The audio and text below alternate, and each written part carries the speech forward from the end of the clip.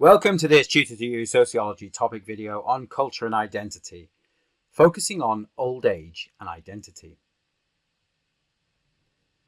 One of the areas of interest for sociologists when examining the impacts of age on identity formation is old age.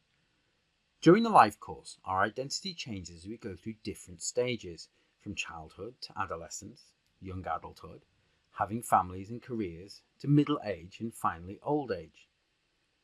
The perception of old age in society is often influenced by many other social factors, such as social class, with more affluent older members of society having more options than those from the working class. Gender can influence how older males and older females are perceived, as can an individual's ethnic background. Finally, disability and the associated health problems that come with old age can impact on how older people in society are perceived and how they see themselves. Whilst our identity is more fixed in old age, it can still be influenced by agencies of socialisation, in particular the media and religion. Media representations of the elderly often focuses on later life as being a period of decline, and this presents old age as a stigmatised identity, particularly when coupled with impairments or disability. These media perceptions focus on the economic inactivity of older people and how they become a burden to their families and society in general. However, this is changing. Older people, particularly those in the property-owning classes, have longer lives and more affluent than many younger people in society. As we live longer and with the decline in the birth and death rates, older people, specifically the baby boom generation, have more financial freedom, are healthier, happier, and have more leisure time.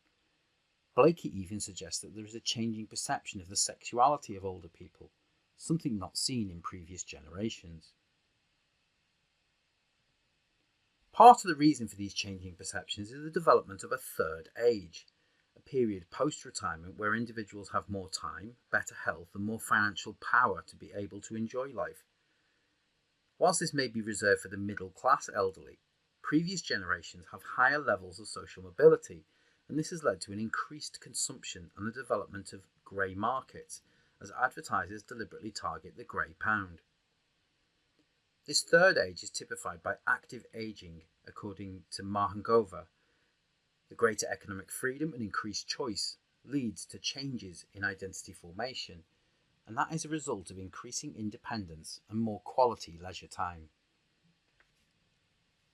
However, the experiences of old age are far from universal, and whilst some may be seen to have greater economic freedom and choice over how they are seen by others in society, many more are limited in their ability to form new identities. Ill health is common in older age and has an impact on both how individuals are perceived and how they view themselves. This is often further complicated by poverty.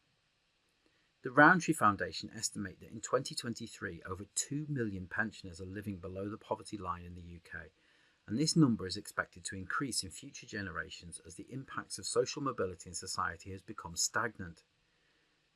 This shapes the experience of the elderly and public perceptions of them as a group. Furthermore, Age UK suggests that 1 in 3 people over the age of 65 have some form of disability, with this figure rising rapidly to 60% of those over the age of 80. This may impact on identity, with disability being a form of stigmatised identity according to Goffman, and thus impacts on both the physical and mental health of those experiencing it.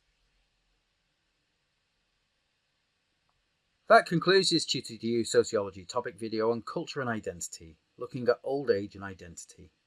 Thanks for watching.